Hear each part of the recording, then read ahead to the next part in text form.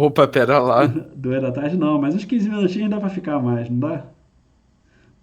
Calma aí, nem tomei café da manhã. É, pô, tá vendo? Café da manhã é cringe, né? Pelo amor de Deus. Ai, ai. Eu que acordo 6h30 da manhã, se eu não tomar café da manhã, eu fico doido. Minha vida não começa. Eu sou cringe ambulante. É, então vamos lá, gente. O que que a gente viu? Tá, a gente viu isso daqui. Tá, a gente viu isso. Viu os painéis solares, viu aqui as questões do royalty, né? Eu lembro que tinha até uma moradora aí de Maria Joaquina, né? Que não me deixou mentir em relação aos royalties, né? Isso é importante. Eu falei para vocês que sempre que tiver atualização lá, eu vou trazer para vocês ficarem de olho aí na, no quanto de royalty a região dos lagos recebeu o nosso estado para a gente fazer essa fiscalização mesmo, tá? A ideia que eu tô dando para a turma de vocês, principalmente, que vai ser a última turma, né, de petróleo e gás, é mostrar a disciplina muito além da perfuração da parte dura, da parte técnica, né? Então, estou mostrando para vocês a parte tributária, a parte jurídica, a parte contábil, tá? Então, você viria falar, eu não quero seguir na área de petróleo, mas eu quero fazer direito, não é? Então, pô, tem tudo a ver. O que mais precisa na área de petróleo são advogados especialistas, e tem pouco. E tem como você ser advogado especialista em direito tributário de exploração de petróleo. Né? E se dá muito bem, né? Poucas pessoas vão para esse caminho. Tá? Então, vocês saindo um pouco do óbvio, fazendo uso do técnico de petróleo de vocês de forma indireta, sendo advogado especialista nisso, ou um contador, um economista, tem como ser relações internacionais especializada nisso, em petróleo, engenheiro civil especializado em construção em plataformas, engenheiro mecânico, engenheiro químico, geólogo, oceanógrafo, enfim, tem várias formas de se trabalhar direto e indiretamente com a indústria do petróleo. E nessa parte de transição energética, tá? No desenvolvimento de baterias mais eficientes, de painéis solares mais eficientes, energias eólicas.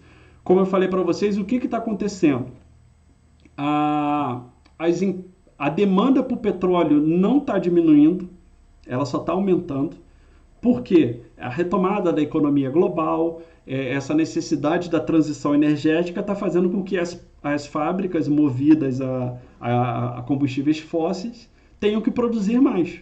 Tá? Então, o que está acontecendo? Menos empresa investindo em novas jazidas e a demanda subindo. Lei de oferta e procura, não é? Então a procura não diminuiu, a procura se manteve. Só que a oferta de petróleo está diminuindo. O que está acontecendo com o preço do barril de petróleo? Está aumentando.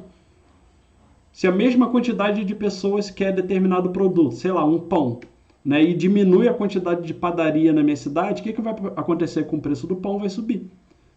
Então, fazendo essa analogia, é o que está acontecendo. A demanda de petróleo para o curto e médio prazo, né? O que eu estou falando para curto e médio prazo? Para os próximos 10 anos, né? Ela não está se alterando, muito pelo contrário, ela está crescendo pouco, mas está. Tá? Só que o que acontece? As empresas, para não ficarem expostas politicamente, socialmente, por questões da sociedade, principalmente na Europa na América do Norte, elas estão diminuindo, tá? As empresas estão fazendo esse processo de desinvestimento, assim como a Petrobras. Esse movimento que a Petrobras está fazendo é uma tendência de movimento global das empresas, tá? Não é exclusivo aqui da nossa estatal. A Equinor, várias outras empresas também estão fazendo isso. Então, ser com as empresas investindo menos em descobertas de novos campos e a demanda se mantendo. Tá, Open Lab, tá, depois eu vou ver, Miguel. Então, isso daqui que a gente viu, as sondas em terras, a gente parou aqui, diferentes tipos de sonda, não é? É... Então, essas sondas aqui foram as primeiras estruturas, tá, idealizadas para trabalhar no mar. só que elas são fixas, tá? Quando essas sondas moduladas, né, que elas são formadas por módulo, como se fosse Lego, né? Então ela é colocada aqui. Quando termina essa exploração, ela tira essa jaqueta, tá vendo? Essa estrutura piramidal de aço treliçado, né? Que seria a descrição técnica mais correta. Ela é cravada no fundo do mar e cimentada aqui, tá? Então, com o tempo, ela vira um recife de coral artificial, o que de certa forma é positivo. É, Você acaba criando artificialmente toda uma fauna e uma flora e ele vira abrigo para algumas espécies, tá? Então é interessante, tanto que do ponto de vista ambiental é melhor não tirar, porque como ficou décadas, né, essa jaqueta ali, então ela meio que já se integrou a fauna e a flora limítrofe regional, onde ela foi implementada, então ela acaba sendo benéfica nesse aspecto, tanto que não se tira. Tá? Essa autoelevável, ela tem a flexibilidade de você chegou, desce essas pernas, explora, terminou, você bota essa parte de cima aqui para boiar, sobe essas pernas e vai para outra. Tá? Ela é rebocada. A semi-submersível, ela é muito versátil, porque ela pode perfurar, ela pode completar, ela pode produzir, ela pode processar, e ela boia, tá? Só que ela precisa ser rebocada também, e não tem limite de lâmina d'água. O que é lâmina d'água? É justamente essa profundidade aqui, ó, daqui de cima, tá? Dá até o fundo do mar. Isso daqui é lâmina d'água, é profundidade. E o navio sonda é o mais eficaz e ele é autopropulsor, ele tem propulsão própria, ele consegue se deslocar por si só. Tá? Então aqui vamos agora estudar no detalhe. Tá? A sonda modulada é SM, ou a plataforma fixa, ou plataforma por jaqueta. São 3 nomes que ela pode ter. Tá? Então, como vocês podem ver aqui, algumas plataformas próximas uma da outra, um navio de apoio. Esse navio de apoio ele é necessário porque ele traz alimento, ele traz água, ele traz funcionário, ele traz equipamento. Tá? Então, ele precisa fazer esse meio de campo, esse abastecimento da sonda modulada. O flare, que é essa torre aqui, que ela fica constantemente queimando, né? Ele também é chamado aqui no Brasil como queimador, né? O termo também flare, até que no Brasil é muito utilizado. Então o que ele faz? Ele está queimando o gás excedente. Vamos lá, o que vem do reservatório? Vem água, óleo e gás, tá? Quando chega aqui na superfície, nem sempre você consegue processar e dar uma finalidade para todos eles, tá? Então, normalmente, o que acontece? Essas plataformas fixas, o óleo que chega aqui, você encaminha para o continente, tá? Para a terra, para as refinarias. Esse gás, parte desse gás, ele é consumido na própria plataforma, tá? Então, ele é consumido na própria plataforma justamente para gerar energia elétrica, tá? Ou reinjetar no poço, depois a gente vai ver isso. Mas o gás que a gente não consegue armazenar, que não consegue reutilizar e não consegue mandar para o continente, a gente queima, porque armazenar gás é perigoso, tá? Então armazenar gás, principalmente aqui você já tem N riscos que você tem que gerenciar. Aí você vai e coloca mais fica armazenando gás, né? Você vira uma bomba relógio. Então, na mínima falha que você tiver, você bota em risco a vida de várias pessoas, você bota em risco, quando você consegue proteger todo mundo, é um investimento muito elevado.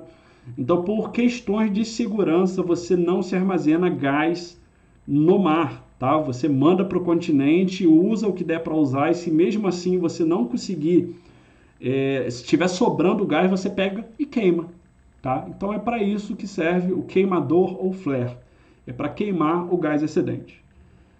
E aqui uma sonda modular dedicada, então aqui é uma sonda dedicada a perfurar ou a completar para fazer intervenções no poço, a gente vai ver um pouco mais à frente, tá? Então isso daqui é importante, gente, os questionários vão se basear muito nessas principais características, tá? Então ela é uma sonda modulada, né? Ou plataforma fixa ou plataforma de jaqueta. Modulada porque isso aqui é feito em módulos. Fixa porque ela não tem propulsão. jaqueta por conta dessa estrutura piramidal que fica dentro d'água. Qual é o máximo de lâmina d'água que ela pode atingir? Aproximadamente 100 metros. Pode variar um pouco para mais, um pouco para menos. O que seria um pouco para mais? 150 metros aqui no Brasil, 200 metros já é muito, tá? A jaqueta é lançada, encaixada em estacas no fundo do mar, em seguida os módulos são colocados sobre a jaqueta, tá? Então primeiro você bota essa estrutura piramidal, depois você vai vindo bloco por bloco, módulo por módulo e colocando. Então, os postos são posicionados por uma template localizada abaixo da jaqueta, podendo ser perfurados antes ou depois da instalação da jaqueta. Essa template nada mais é do que alvos, gente. Tá? Então, você cria alvos no fundo do oceano. Então, é ali que você vai perfurar. Tá? Mas não é obrigatório. Tá? Então, depende. Né? Hoje em dia, não se usa tanto a template assim como já se usou dessa forma. Né? Você perfurar vários ali muito próximos ali como estão um dos outros. Hoje em dia, você tem poços muito afastados um dos outros. Mas é só para vocês entenderem. Então, template seria uma forma de marcar, olha, aqui que eu vou perfurar. Tá bom? Não é necessário compensador de movimento, já que as sondas moduladas não oscilam. Tá? Então, o bom de se trabalhar numa sonda modulada é que ela não sofre com as ondas do mar. Tá? Então, você não fica mareado. Tá? Então, isso é interessante, nesse aspecto. A árvore de Natal é convencional e a completação é seca, similar à terra. Daí a gente vai ver a árvore de Natal um pouco mais à frente. Para agora, eu posso resumir dizendo que ela é um controlador de vazão. Ela que vai controlar o quanto de óleo é produzido ou não. A sonda modular move-se apenas poucos metros para acessar cada poço. Tá? Então, que seria essa torre aqui. Ela tem uma certa mobilidade, tá? Que ela consegue rotacionar um pouco ali para atingir o objetivo dela. Aqui são as jackups, né, ou a autoelevável, né? Então, como vocês podem ver, como que ela chega até aqui? Por exemplo, você bota isso daqui para flutuar aqui sobre a água e você eleva essas pernas, tá? Essas pernas aqui de vermelho e branco. Vamos supor que isso daqui não é um navio, tá mais com cara de ser um navio pesqueiro que outra coisa. Mas vamos supor que ele fosse um rebocador. Então ele vai rebocar essa plataforma e pode botar ela numa outra locação. Tá? Então se por um acaso tiver uma tempestade, você tiver uma ondulação marítima muito elevada, você pode subir com essa parte laranja aqui e deixá-la um pouco mais alta. Tá bom? Então é uma vantagem das autoeleváveis ou a jackups. Então, tá vendo? Outra vantagem dela é que ela pode se adaptar ao leito marinho, ao fundo do mar. Tá? Então, isso é uma vantagem porque o fundo do mar ele não é plano. Tá? Então, ele pode se adaptar a essas alterações topográficas. Imagina, se aqui em terra a gente tem alguns morros, né? No fundo do mar a gente também tem. João Pedro falou, um barquinho desse é reboque fortinho, exatamente. É incrível a força desses navios, né? Já que você comentou ali, deixa eu ver se eu acho aqui, tá vendo? Essas plataformas aqui, elas são rebocadas por esses barcos aqui, tá? Então, tem que lembrar que ela está flutuando, né? Então, normalmente aí você não precisa nem de tantos reboques aí. Eu já vi plataformas dessas serem rebocadas aí por 2 ou 3 reboques e normalmente você tem 2 ou 3, é mais para você dar direção do que puxar propriamente, tá? Então, navios rebocadores são necessários. Tem muito navio rebocador, né? E eles são muito pequenos aí quando comparados ao que eles podem puxar. Normalmente é difícil tirar do lugar, mais do estaleiro, ô João. Depois você tira do estaleiro, bota para flutuar na água, então o empuxo ali ele te favorece, né? Então, como ele está flutuando, e você tendo um navio, um barco desse rebocador, eles são muito potentes, né? Então você consegue navegar com eles. Então, seguindo aqui, são embarcações deslocadas por rebocadores. Uma vez posicionado, fornece uma plataforma de perfuração ou completação, que a gente vai ver, não afetada pelas condições do tempo, né? Ou seja, ela não fica boiando. Esse aspecto é bom. Permite posicionamento em áreas com restrições no fundo do mar, como esse daqui, tá vendo? Você tem o fundo do mar que ele não é plano, tá? Nesse aspecto ela é muito versátil. Ela tem um baixo custo quando comparado com a plataforma fixa e ela ganha mobilidade, né? Quando aquele campo ali ele deixa de ser interessante economicamente, politicamente, por questões de segurança, talvez, você pega, bota ela para flutuar e leva para outra locação. A lâmina d'água dela é ainda mais restrita, né? Aí pode variar em torno de 100 metros, mas normalmente varia até para menos. Não é necessário compensador de movimento. Compensador de movimento seria um amortecedor, tá? Então, se ela estivesse flutuando, você precisaria de amortecedor, é que nem carro, né? Então, para você ver, às vezes, os carros mais modernos que têm compensadores de movimento mais eficientes, nada mais são do que amortecedores. Então, imagina você entrar numa estrada de chão e quem está dentro do carro, não sente nada. Por quê? Os amortecedores, que na prática são compensadores de movimento, eles não transferem aquela alteração da estrada de chão para o motorista e para o passageiro, tá?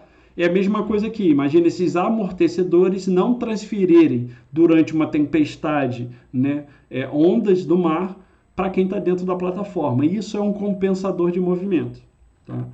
Só você pode intervir em postos satélites ou em postos de árvore de Natal em pequenas jaquetas, tá? Postos satélites são postos que estão próximos, postos periféricos, postos que não estão muito distantes. Sondas semi-submersíveis. Então aqui eu falei para vocês, ela pode ser rebocada assim ou assim, tá? Então esses navios aqui, você tem a água de lastro, né? O que ele faz? Ele bota uma plataforma dessa para flutuar, ele afunda, né? Ele coloca água de lastro dentro do casco dele, essa parte dele vai afundar, ele manobra para debaixo dessa plataforma aqui, então ele consegue te pegar essa plataforma e botar assim, tá?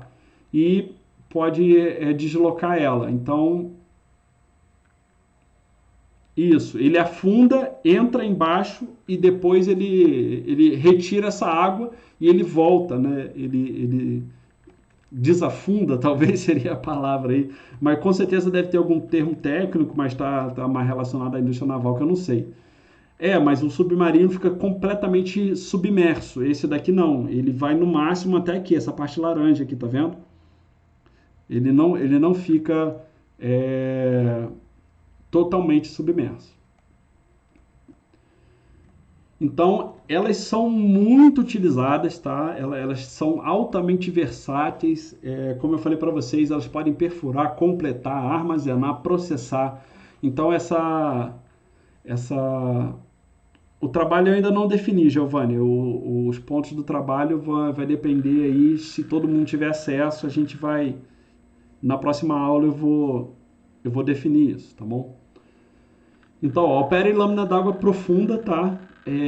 Plataformas estáveis, trabalham em condições de mar e tempo mais severos do que os navios, também esse aspecto é interessante. Pode ser ancorada de posicionamento dinâmico, tá? DP seria Dynamic Position. São conjuntos de hélices instalados aqui que eles vão compensando, você não precisa de âncora, tá? É necessário compensador de movimento. Então aqui como eu falei para vocês, o carro ele tem o amortecedor. Essa plataforma já se faz necessário compensador de movimento. Resumindo, amortecedor para compensar as oscilações do mar, tá? Que não é todo dia que a gente tem esse mar aí, ó, bonito, né? Simples de trabalhar. Não. A maior parte do tempo ele está oscilando bastante. Só que o custo é elevado e disponibilidade limitada, tá bom? O custo elevado, como eu falei para vocês, em tempos de mercado aquecido, ela custa aí 1 bilhão e meio de dólares para você fazer do zero, tá? Disponibilidade limitada porque o que acontece? A indústria...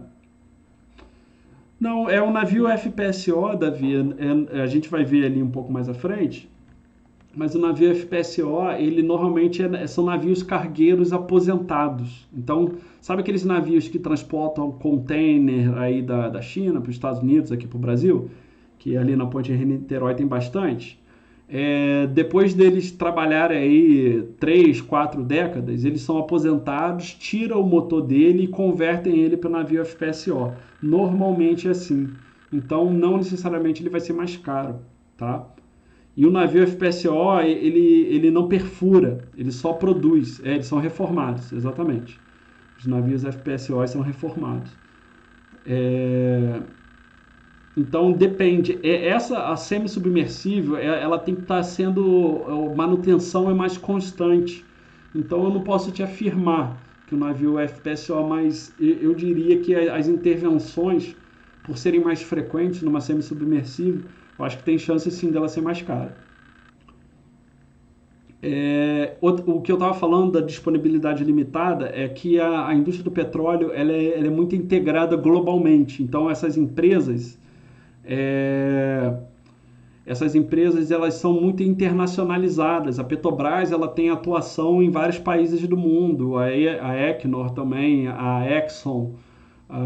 Essas empresas elas atuam globalmente, então elas são muito integradas. Então, em algum momento, elas estão concorrendo num leilão para serem proprietárias de determinado campo, mas depois que ela adquire o direito à propriedade, depois elas chamam alguém que estava sendo concorrente para ser uma parceira, tá? Naquele empreendimento, elas dividem o risco, tá?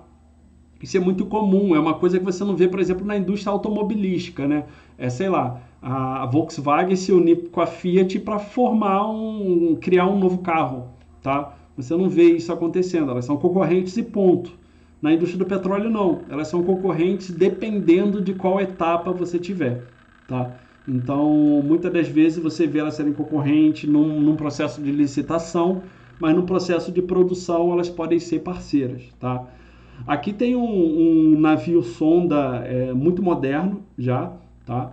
Esse navio sonda, como eu falei para vocês, pra vocês terem noção, o ser humano ele tem mais conhecimento geológico da superfície da Lua do que de todo o fundo do mar, tá? O fundo do mar ele tem muitas interrogações, tá? Devido às altas pressões, baixas luminosidades que nós temos em determinadas faixas submersas dos oceanos, tá? Então, o navio sonda é muito mais do que perfurar poços de petróleo. Ele envolve vários outros aspectos. Então, mesmo na transição energética, ele encontra mercado. Então, ele vai seguir aí mesmo com essa tendência como eu falei para vocês, do curto, médio prazo, de 10, 15, 20 anos, não, talvez, mas aí de 30, 40 anos a gente vai ver uma diminuição na produção do petróleo. Mas nessa próxima década ainda não. E esse cara aí, esse navio sonda, ele ainda vai ter outros mercados, né? Como eu falei para você, o mercado de mineração marítima, ele só tende a crescer. Então ele está mostrando alguns estaleiros, tá? Isso, engenharia naval, como eu falei para vocês, né? Engenharia naval é um outro excelente curso, engenharia de materiais, engenharia elétrica, são outras engenharias complementares que vocês podem trabalhar com petróleo, né? E aproveitando o curso técnico de vocês, o que torna vocês ainda um profissional ainda mais valioso, né? Vocês terem uma formação técnica em petróleo, uma graduação numa engenharia naval, por exemplo. Então aqui navio sonda, ele tem grande capacidade de armazenagem para suprimento, para perfuração e completação, tá? Mas, por exemplo, para alojamento ele não é muito bom, tá? Ou seja, para a parte de acomodação e tal. São menos estáveis que as sondas submersíveis e mais sensíveis às condições ambientais. Toda embarcação, todo barco é muito sensível às condições ambientais, ou seja, tempestade, tá? Propulsão própria, então ele é independente, ele não precisa de rebocador. Isso também já é um ponto a favor. Pode ser ancorado ou por posicionamento dinâmico, tá? O posicionamento dinâmico são essas hélices aqui, eu acho que tem alguns slides à frente, que você não precisa de âncora. Você imagina, você ancorar, entre aspas aí, o seu navio por turbinas, né? Então elas vão compensando com latitude e longitude, você pré-estabelece um ponto, uma coordenada, latitudinal e longitudinal, e você fala, não, meu navio vai ficar aqui. Então, através de satélites, por GPS, você consegue deixar, de novo, entre várias aspas, aí, o seu navio ancorado, né? Ou seja, na mesma posição, sem uso de âncora, só com o uso de hélices, várias hélices instaladas no casco. Sim, Isa, a aula fica gravada. O que você pensa da engenharia de petróleo, professor? Como seria a empregabilidade dessa área em curto prazo? Olha, continua acontecendo, depende muito, Miguel, da onde você faz a engenharia de petróleo. Se for fazer engenharia de petróleo, eu aconselho fazer nas, nas universidades de excelência, que é o ENF, que é a UFRJ, a USP, aqui é a Unicamp, que tem o mestrado, né? Aqui não tem a graduação. Mas faça nas federais, porque sim, o que está acontecendo é a geração de vocês, quase ninguém está interessado, e é como eu falei, a necessidade por petróleo ela continua. O que está acontecendo são os super salários para engenheiros de petróleo. Só que é um desafio, porque é uma engenharia que requer conhecimento de tudo. Você tem que ter conhecimento de mecânica, de elétrica, de geologia, de oceanografia, de física, de matemática. Ele é um clínico geral, né? Das engenharias, um engenheiro de petróleo. Então, quando você vai fazer uma engenharia mecânica, você fica mais focado numa coisa só. Petróleo não, você vê de tudo um pouco. A UENF Macaé, ela foi por muitos anos considerada a melhor da América Latina, tá? E ela tem, como acho que a UFRJ, 100% de empregabilidade, né? Lá os alunos eles saem com emprego até antes de se formar. Então é uma engenharia de petróleo muito bem conceituada, tá? Eu conheço lá alguns professores, já fiz vários cursos lá. Você faz os primeiros 2 anos em Campos e o resto você faz em Macaé. Tá? Teve até uma aluna, a Malu, do último ano, que ela foi para lá e ela está satisfeita. Tá? Ela fez o técnico em petróleo, está fazendo engenharia de petróleo. E na cabeça dela, ela entendeu isso, que é mais restrito, mas ela entendeu, tem menos concorrência. Né? Então, é aquilo, nenhuma graduação é garantia de nada, né? Mas se você fizer uma graduação bem feita, aí sim você aumenta as suas chances. Então, eu acho uma boa. Se você se sente confortável, sim. Continuando aqui, plataforma de pernas tensionadas. Essa plataforma não é muito comum, tá? Mas ela existe lá no Mar do Norte. Aqui no Brasil acho que não tem registro. Está mostrando aí um exemplar de 1992. Ela é uma lâmina d'água de 309 metros. O pico de produção dela 190 mil barris por dia. Lembrando que um barril aí tem 159 litros. Tá? Então aí só fazer a conversão. Hoje em dia você não armazena petróleo em barril. Tá? É só uma unidade de medida. Tá? Você vai acumulando e você fala em BPD, né? Barris por dia. Então, 190 mil barris por dia. A vantagem dela é que, como vocês podem ver, ela tem pernas tensionadas. Então, são cabos tensionados, o que diminui a exposição dela a variações do mar. Tá? Então, você consegue diminuir um pouco esse balanço que a semissubmersível tem. Tá? Então, resumidamente, se você olhar por cima, você fala, uma semissubmersível.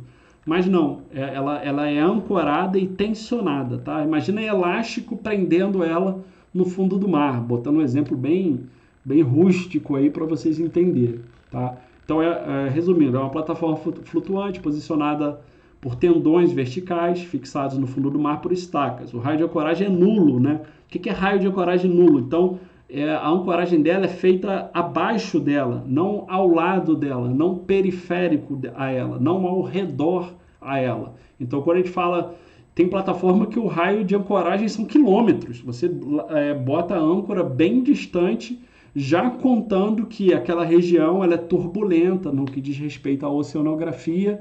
Então, ela tem uma frequência, você já tem um estudo oceanográfico, você já sabe como são as variações das ondas e você sabe até onde a sua plataforma pode ser arrastada. Então, por isso, você tem um raio de ancoragem, muitas das vezes de quilômetros, tá? Eu já vi raios de ancoragem aí com mais de 10 quilômetros de distância, de corrente, tá? justamente para você compensar e sua plataforma não ficar muito rígida, para a corrente não estourar, para a âncora não ser arrastada e você romper tubo, equipamentos que estão no fundo do mar. Utilizados como unidade de exploração e produção, né, que é os UEPs, com os postos equipados com árvore de Natal seca. A gente vai ver lá na frente o que é a árvore de Natal. Intervenção nos postos com a própria sonda, completação seca. Então, algumas vantagens e desvantagens. Não é muito usada, tá, gente?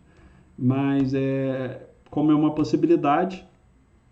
Por último, só deixa eu ver aqui, tá. Nós temos a Sparboio. A Sparboio, como vocês podem ver, é uma plataforma com estrutura cilíndrica, tá? Então essa estrutura cilíndrica, ela diminui ainda mais as variações por conta de onda, tá? Não é muito utilizada também, ela é mais conceitual, mas basicamente isso, com o intuito de reduzir os impactos de ondas, o casco cilíndrico ele é feito, tá? Com isso ele consegue dispersar melhor o impacto das ondas, evitando flutuações e desníveis, tá? Aí possui compensador de movimento, utilizado como unidade de exploração e produção. A árvore de Natal é seca, como eu vou falar um pouco mais ali na frente.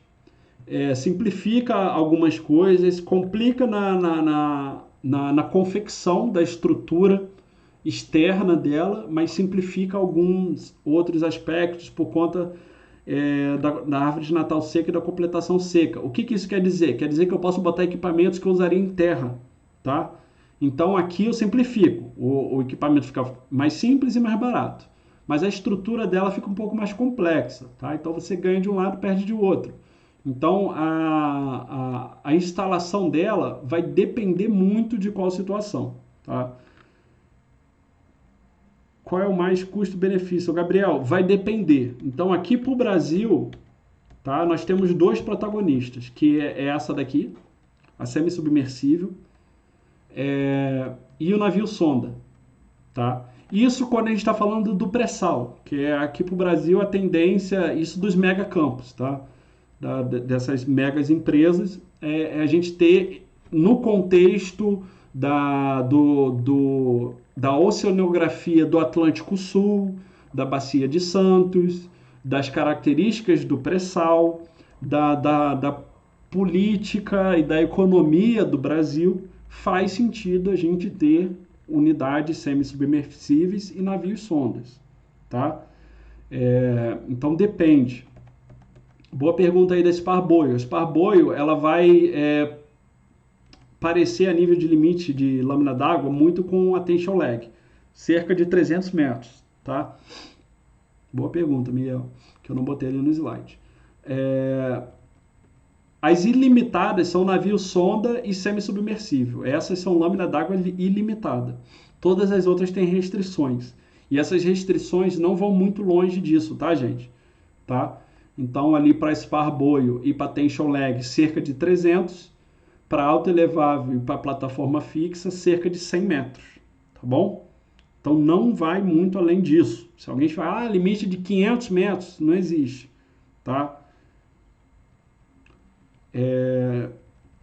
Tá, então esse daqui acabou que aqui não tem eu vou botar um slide aqui do navio FPSO. Que o FPSO ele teria mais sentido com a completação, ele não tem muito sentido com a perfuração, porque o FPSO ele não perfura. Por isso que ele não está aqui listado. Aqui eu só listei para vocês plataformas que perfuram, tá? Então, quando a gente fala plataforma, ela pode perfurar somente, né, e também, né? Agora, quando ele fala sonda, ela só perfura. Então, o navio sonda, ele só perfura, ele não produz. Agora, uma plataforma semi-submersível, né? Uma semi-submersível, ela pode ser só sonda, ou seja, só perfura, ou ela pode ser uma plataforma, ela pode perfurar, completar, tá? Então, ela pode ter essa dualidade aí, tá? Então, a aula de hoje foi isso, são os diferentes tipos de sonda, tá? Então, a gente viu aqui que a plataforma pode ser fixa, autoelevável, pode ser semi-submersível, pode ser um navio sonda, pode ser a tension lag ou pode ser spar boil.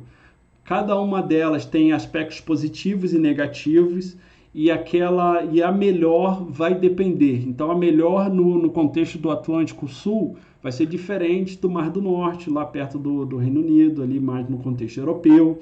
Então você tem outros estaleiros, uma outra cultura energética, que vai ser diferente do Golfo do México, que está ali perto de Miami, da América Central também. Então vai depender de qual região do planeta você está, vai depender de qual contexto político, econômico, social você está. Então são vários aspectos que vão determinar qual plataforma é mais adequada para determinado exploração de petróleo, tá bom? Ficou claro aí nesse aspecto para vocês, pessoal? Dúvidas? Não, tudo bem. Tá, vou parar aqui então a aula.